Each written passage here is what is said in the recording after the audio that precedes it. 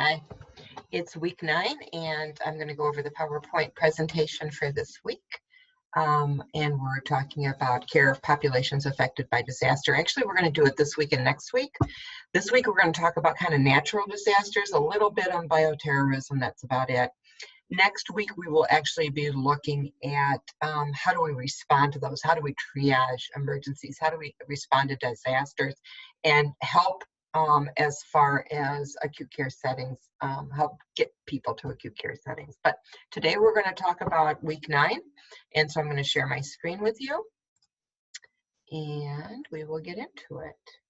Okay, let me just get to my slideshow here. Okay, so care of populations affected by disaster.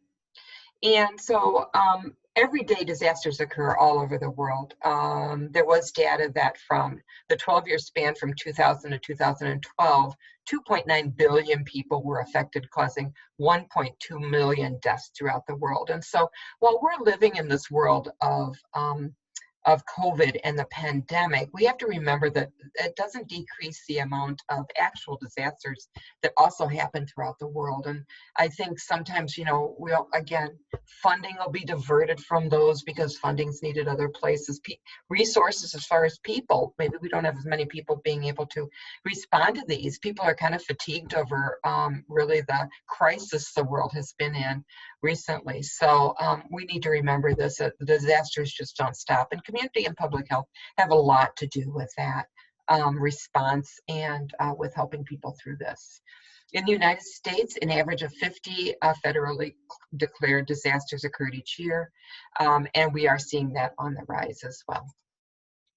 So we want to define between an emergency and a disaster. So an emergency means something has happened, but the consequences of that are able to be managed within our current system. We have the capability to be able to handle it. That's an emergency. So an emergency would be, we have a small plane go down, we have a local hospital that prepares to get plane crash victims, 6, maybe 8, into their emergency area and then into ICU if needed, or off to surgery if needed.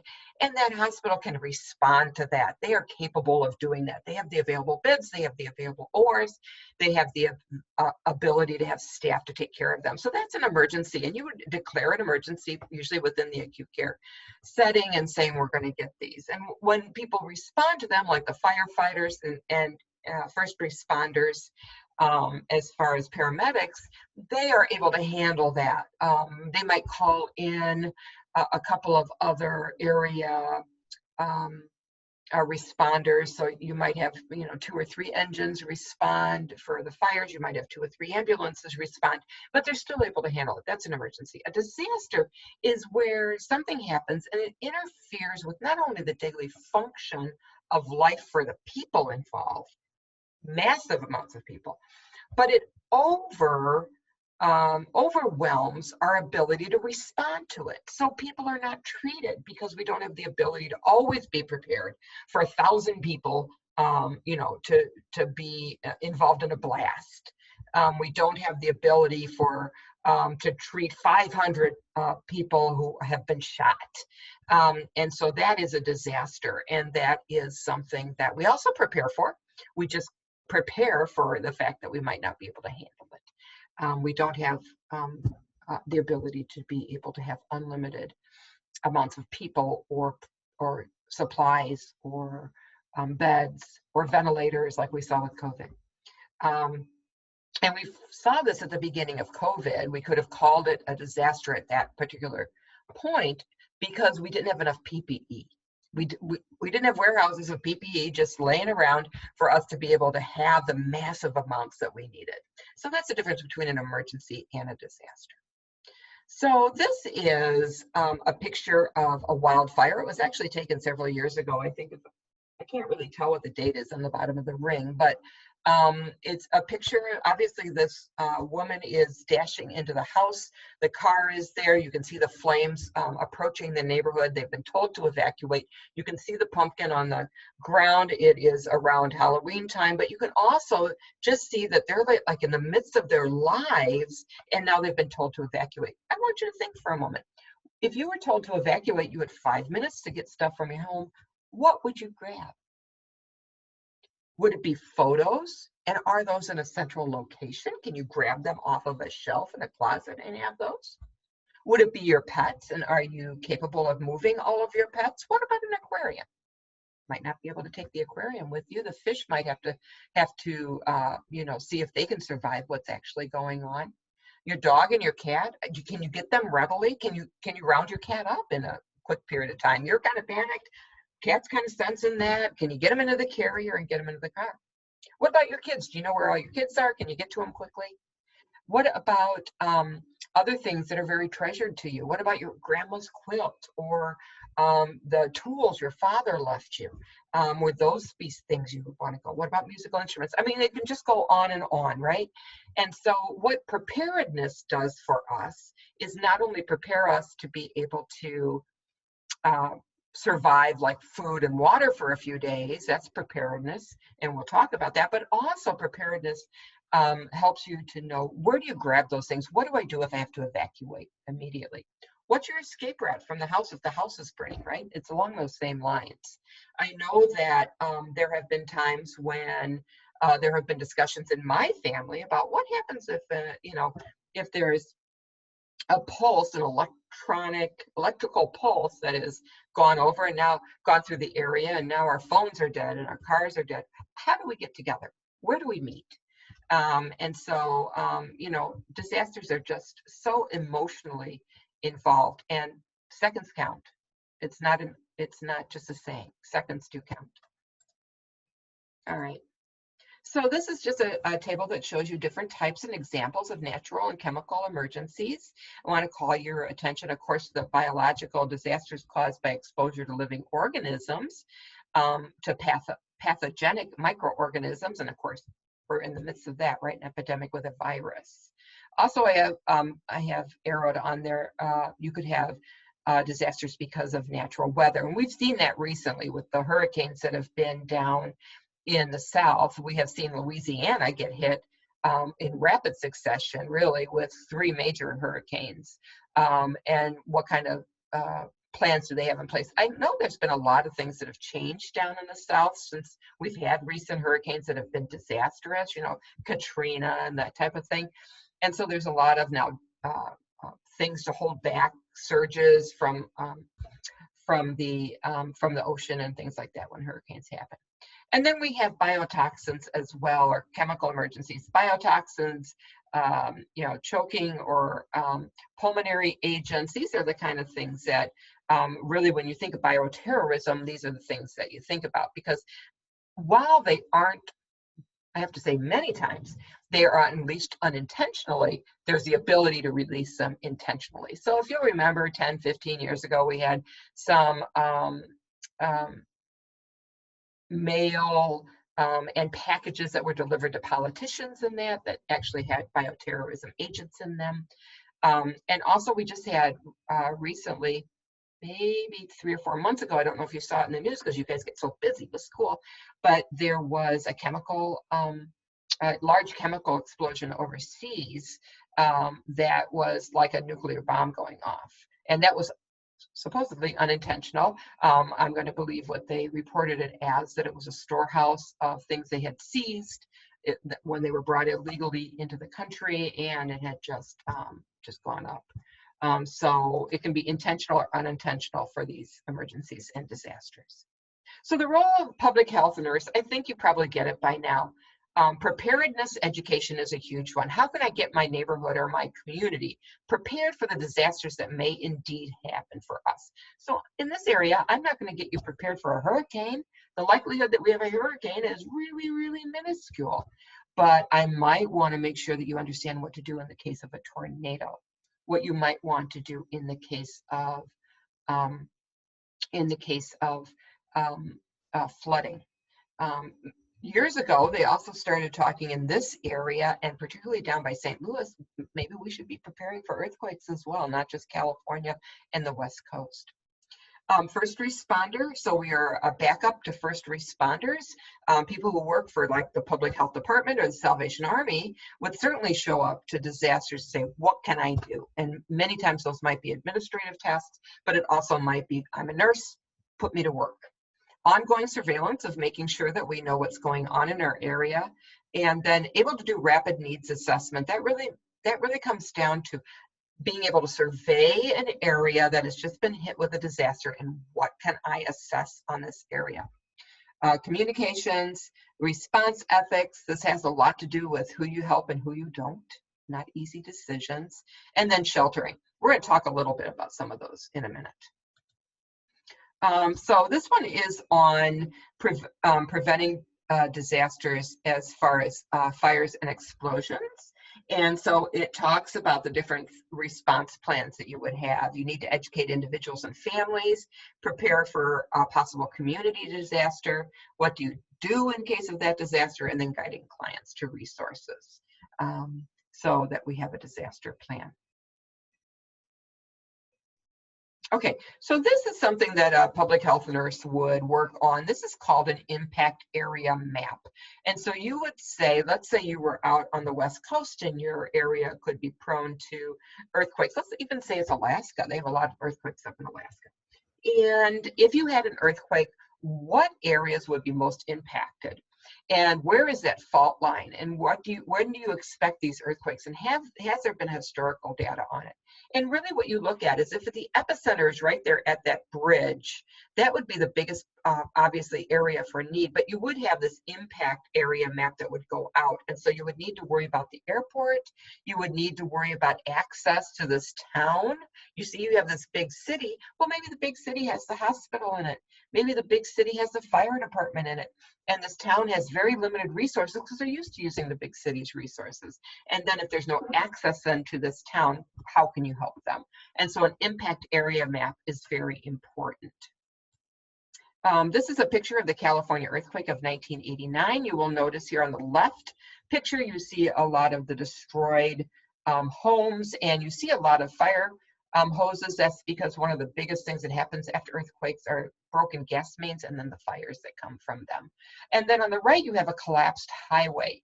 The collapsed highway, you know, the infrastructure. Now, not only is it tragic for those people that were killed when that top structure fell, that, you know, thousands and thousands of pounds of concrete fell, but it's also an access point for, again, for help to get to people. So that's an example of why we would want to do an impact map. This map here is another one that you might do. It's called a chemical explosion map. If you would have an area within your community that could possibly or was at high risk for having a possible chemical explosion, you would want to look at not only the area that was impacted by the direct explosion, but what if those chemicals then had a plume or a fog of chemicals that could contaminate the water supply, kill livestock, kill people? You would want to look at that. What are the weather patterns? What do we really need to watch for? What's upwind? What's downwind? What's upstream? What's downstream? So they would definitely look at that. And then what structures would you need to evacuate? So here it says vulnerable populations include hospitalized patients in the hospital, nursing home residents, state prison inmates, school children at school 4, and then school children at school 5. And the problem too is that you can't evacuate the inmates in the same way you evacuate the school children, right? They have different risks with those populations. And so it's really important to do that. I want to share with you this. I lived in Sun Prairie up until we moved here in 2019, and it was a very nice little community. We lived 2 miles away from the center of the town where this explosion happened, and it rattled our windows. That's how big this explosion was. What happened was people had been smelling gas. There had been a subcontractor working on cable installation around really what was considered our 2 main streets. And they had evacuated this area. They had evacuated it really quickly. I mean, I want to say afterwards, it was eerie to walk around there because you looked inside like the restaurants and people's purses and food were still on the tables. That's how quickly they evacuated this area. And then they were going around turning off gas mains, and boom, the explosion happened. And it actually killed our fire chief. He was a young man. I'll say a young man, maybe not to you, but he was to me. He was in his mid-30s, had 2 small children at home, 2 twin daughters. He was a fire chief and the co-owner with his wife of a very established bar downtown.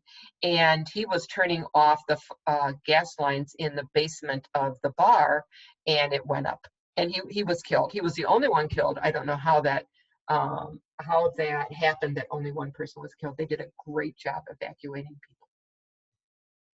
But that's an explosion that can happen. And then we also have a resource map we want to look at. Resource map says if people are going to be displaced, if we need shelters, if we need a check-in place, if we need a place to give massive amounts of tetanus shots, I don't know, what are our resources? Where can we get people from? Where we can get buildings? And so this is a map, so you would be looking at buildings. So if you would have, let's say, the dam break and a lot of flooding, then what areas could you use for shelter for people that were in the floodplain? And so that's important to know too, because you don't have a lot of time to react to these things when they happen.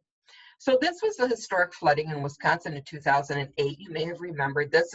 These are pictures of Lake Delton up near the Dells. And Lake Delton actually breached its shores and went across a road, and the amount of devastation up there was just phenomenal. And so this is an actual picture. These 2 pictures of the houses were actual pictures of beautiful vacation homes, beautiful permanent homes that were right on the water. Of course, what's more idyllic than being able to live on the water, but they were just washed away. You saw them just fall into the lake. It was just terrible. But this picture of downtown, where do these people go? They can't be in their homes right now, so you need to be able to offer some resources to them. Okay, just a bit on bioterrorism. So bioterrorism really has to do with how do we use a biological agent in order to terrorize another population. And so we talked earlier in the semester just a bit about how smallpox had been eradicated throughout the world, and we no longer get inoculated for smallpox.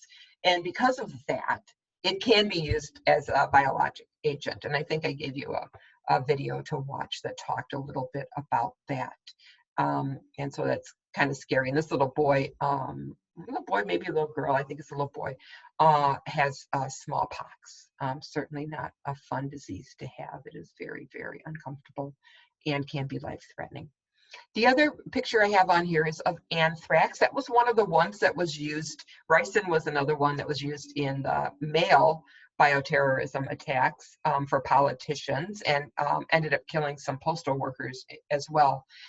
Both of them can be a powder. Anthrax, the biggest risk for the male one, where they mailed it, was inhaling the vapor of the powder. But you can also get that on your skin. You see a lesion on that person's arm, but it can be deadly when inhaled, and it causes lesions within the lungs and that type of thing. We need to be prepared to be able to respond. It's not something that we dwell on, but as public health nurses, we need to be prepared to warn people about, let's say if there was something that happened in the mail, to warn people about what to look at in their mail, not to open up anything they didn't come from someone they knew, that type of thing. We would need to let them know when to seek help and be able to, what could be the consequences of not seeking help. Should it be just the person that opened it? Should it be the whole family? I mean, those kind of things are the education that we need to get across. And we get those across by different mechanisms. We get those across by being able to have flyers, TV promotions, newspaper ads, all those different things, workshops, town hall meetings. You could have a Zoom session with people being able to attend. You offer several of them, just information for people so that they understand. So we're kind of that conduit for information for people. Okay, so the class activity that was done actually in the face-to-face classes, but you also have access to this, is just looking at what you would do if you were getting prepared for a natural disaster. So I'm not making you turn this in, but I do want you to think about it if you were attending only virtually.